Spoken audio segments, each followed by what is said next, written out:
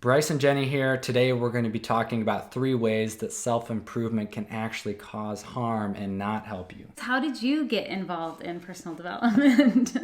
Well, I'm laughing because I didn't really choose it as much. So my story goes like this. I really struggled when I was a teenager. By the time I was a freshman in college, I was in a substance abuse treatment center for drugs and alcohol. And I wouldn't say I really chose to be there. I really struggled through high school. I was arrested. I was kicked out of school, didn't get good grades, was in a lot of trouble with my parents. We had a really terrible relationship through that time. So by the time I was a freshman in college, my life was just a mess. And after a bad car accident, my parents set up an intervention with a therapist that I had been meeting with. And off I went to a 60-day wilderness therapy program for young people ages 18 to 25. Once I got there, I was somewhat engaged. I mean, I really didn't want to be there, but I started to pick up on some things and I realized that I needed to change my life. Probably the biggest aha that came out of that experience was that I realized that I wanted to work in this field. Like, having gone through my own struggles and seeing the people that were there to help me, I wanted to be one of those people. I wanted to be on the other side. I would say that was my first introduction to therapy and self-development. It was my own struggles with mental health and drugs and alcohol that motivated me to go on to work for some of these programs.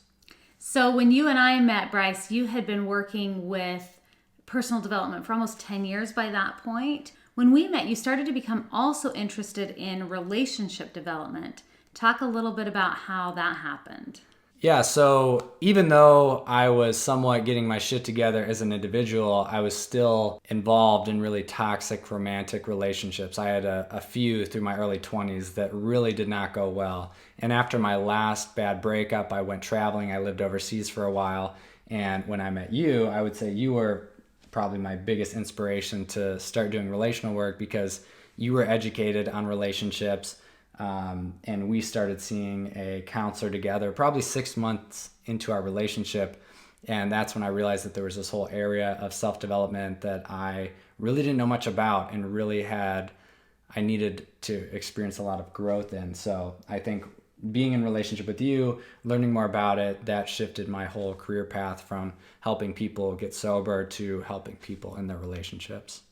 That's very cool. So how would you describe the difference between individual personal self-development and relationship development? Well, there's a lot of overlap. I think the main difference is, like, when I'm in a relationship with someone, and specifically when I'm living with someone, I know that brings up a lot of stuff that might not come up when I'm just living as an individual. So when we got together, I started realizing there were more triggers that were coming up, more feelings, and we had to communicate through those. I couldn't just leave and go back to my house because we were together. So I think the difference is that there's a lot more that's shared when we're in a relationship, and we have to have a lot more conversations, because I can't just leave and go do my own thing, which is what I often did as an individual. I was someone to be like, all right, I'm just going to run away and go into the woods and process this on my own. So doing it in the presence of you is a different type of art. It's just a much different process. And I can talk a little bit about, I think Jen's having trouble trying to identify how she got into self-improvement, so I can give you my take on it. Yeah, I was just trying to explain it and I kept stopping. So Bryce is going to give you his perspective. I'm going to tell you all whether whether you're right. So after Jenny went and got her bachelor's right after high school, and she bounced around, I think you had like 20 some different jobs, right? Mm-hmm. And none of them really felt like a good fit. You didn't stay there for very long. And then at some point you realized that you wanted to go back to school and do something different. And that's when you went to Utah State and decided to do a therapy program. Yeah. And I don't know what went into that decision-making process, but I think Jenny's always been someone who loves relationships and loves learning about how the mind works. And she loves talking about theories. So I think probably some of that fit into what you were interested in. Yeah, that feels very helpful, actually. And thanks for carrying some of that weight right there and remembering my story, because to be honest, I actually forgot about that. Like, that didn't even pop up. I had like all those jobs after college, and I was like, none of these feel like the right fit. And then how I started to get more interested in that personal development path and helping other people as well. So thanks for remembering that.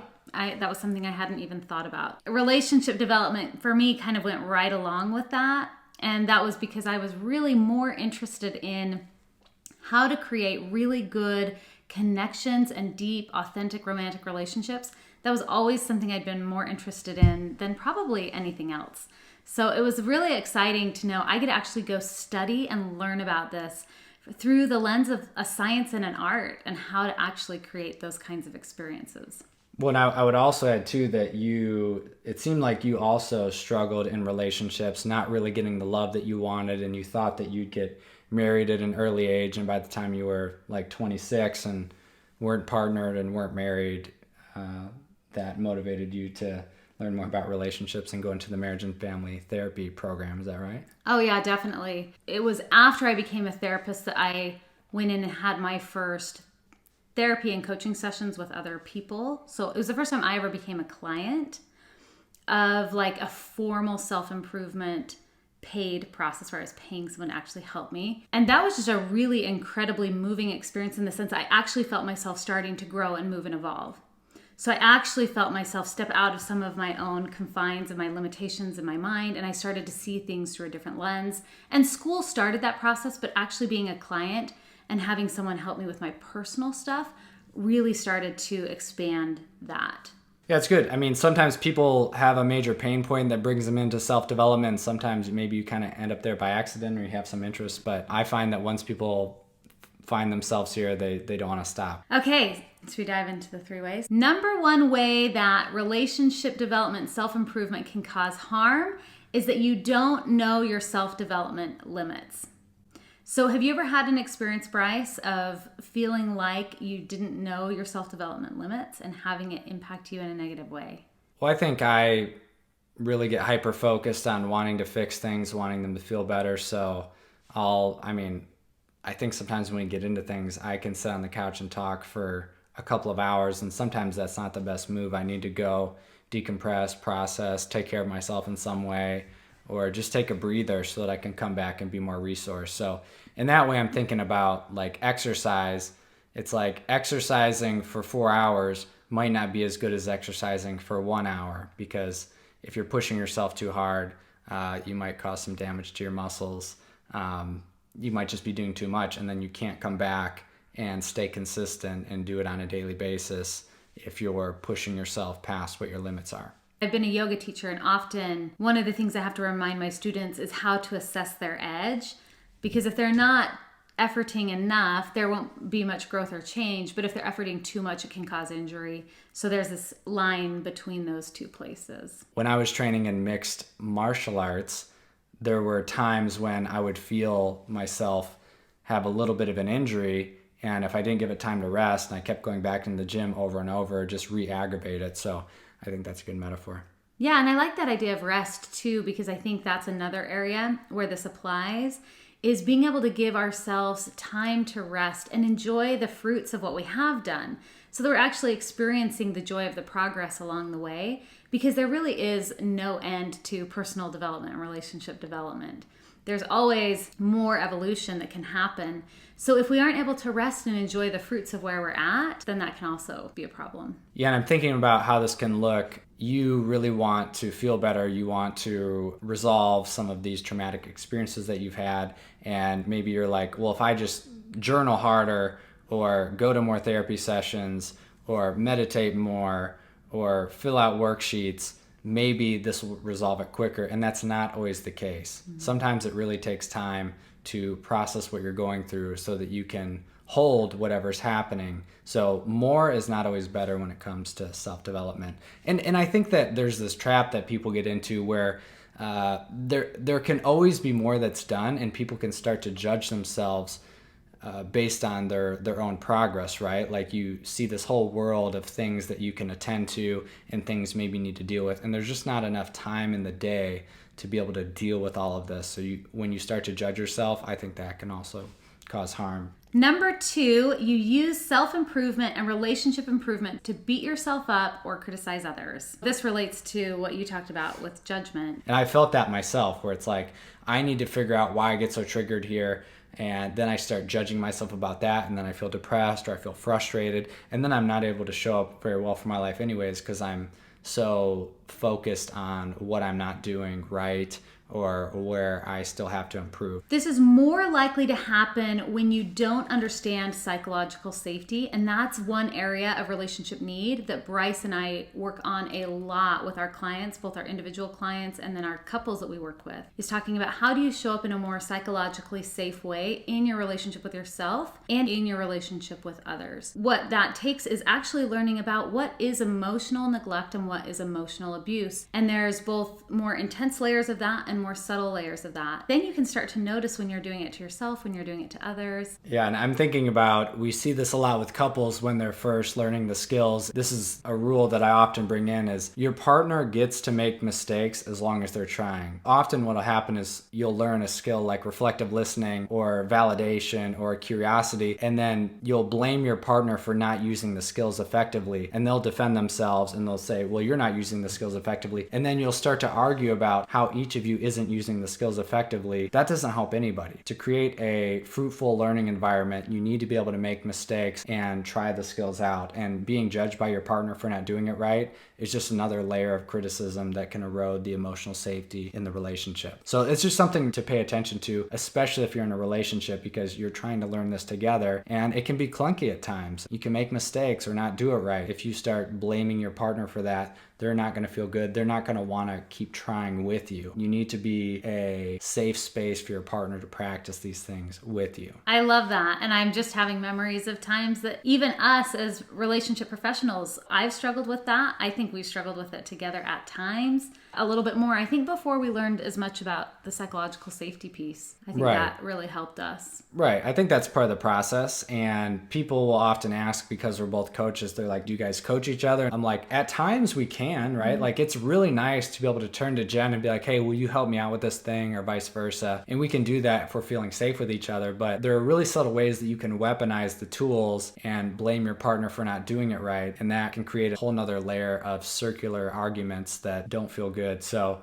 yeah, we've been there. It doesn't really happen anymore. I think we're really onto ourselves here. If I'm telling you you're not doing it right, or you're telling me, we know that that really doesn't work, and we need to go to the core of the issue, which is like, there's something here that needs to be understood, and maybe using the tools isn't always the best way to get to that. Sometimes there's something, like if I'm wanting Jenny to understand me on something and I want her to use the tools to do that, but I don't really fully understand myself and what I'm going through, or I'm just in a bad mood, let's say, there's no amount of tools that Jenny can use that are going to help me. And I have to be able to recognize that within myself. So there's definitely a layer of differentiation that we need to acknowledge, that like, I'm responsible for my experience. Yes, Jenny can help me feel more safe, but me, Bryce, as an individual, I'm responsible for that. And then I can ask for what I need. And Jenny may or may not be able to give it to me at any given moment. And we can do this dance, but I'm the one that's responsible. And it's so helpful to hear you talk about it, because I have had moments where I felt almost trapped, like I'm supposed to be able to help him here. Yeah. If I could just validate right, if I could just this or that. And I'm like, I'm doing all the tools and Jenny's the helper, right? So that's, yeah, that is probably part of our pattern, is Jenny might want to try to help or fawn. And if I'm in a weird mood or not understanding myself, she'll be leaned in trying to help, and then I'll start feeling like, what are you trying to do? I gave her this metaphor once that it feels like you're trying to push me up a ladder and like I'm not ready to go up or something. And I think that made a lot of sense. So sometimes it does take Jenny kind of backing off and giving me some space so that I can figure out what's going on with me. And it's also my responsibility to come to her and let her know what's happening, because that will calm her nervous system. And it's also helpful for me to verbalize it, right? And like really face it head on and not ignore it. Okay, number 3, you hold on to the belief that self-improvement or relationship improvement will, quote, save you. That somehow it's going to make you more worthy fundamentally of being alive, having love, having power in the world. The way that I describe it here is, while self-improvement and relationship improvement can help you experience the truth, including experiencing your core worthiness, it doesn't change, affect, or give you that worthiness. So having worked in the helping profession specifically, this is one thing I've had to really watch, is that I don't believe that me helping is somehow makes me more worthy. I don't believe that my own self-improvement makes me more worthy, and I don't believe that me helping others improve makes me more worthy. There's something called compassion fatigue, and this is something that a lot of people in helping professions experience. Or maybe in parenting too. Yeah, parenting is a big place. Probably a lot of compassion fatigue in parenting, especially with little ones. Yes. And I'm thinking about this idea that sometimes people that are into self-improvement will prop themselves up and kind of posture and say like, I'm doing it right. And that can have other people feeling like they're inferior or they're not doing it right. So it's just a choice. Like if you want to do self-development work, it's a choice, it's a path. And it's okay if you don't want to go on that journey, if you want to take breaks. I have lots of people in my life that aren't into the same things that I'm into, don't really want to have super deep conversations, and that's okay. Like I can choose to relate to them however I want to, and I can still be close to them and be friends with them and still find value in those relationships. And I don't think that they're any less worthy as people just because they're not interested in learning about this stuff. I think we need to be mindful as people that are interested in self-development that we're not better than anyone else. This is just one path that we're choosing. I mean, I think it's a very important path and I think it will help the world, but we can't get people to see things the way that we see them. And that's part of, I think, becoming like a fully embodied, integrated, whole individual is realizing that the world is okay as it is. People are okay as they are. Everyone has worth no matter where they're at in their journey. Just to trust in that. And it doesn't mean that we can't hold our desires firmly. It doesn't mean we can't ask for what we need, but it does mean that we respect everyone no matter where they are and no matter what their desires are in terms of the self-improvement journey. I like that, Jen. If you are interested in individual coaching, couple coaching, or our group membership, where we have courses and we do a couple group coaching calls each month, then go to the website listed in the description. All right, thanks everyone. Okay, bye. See you next time.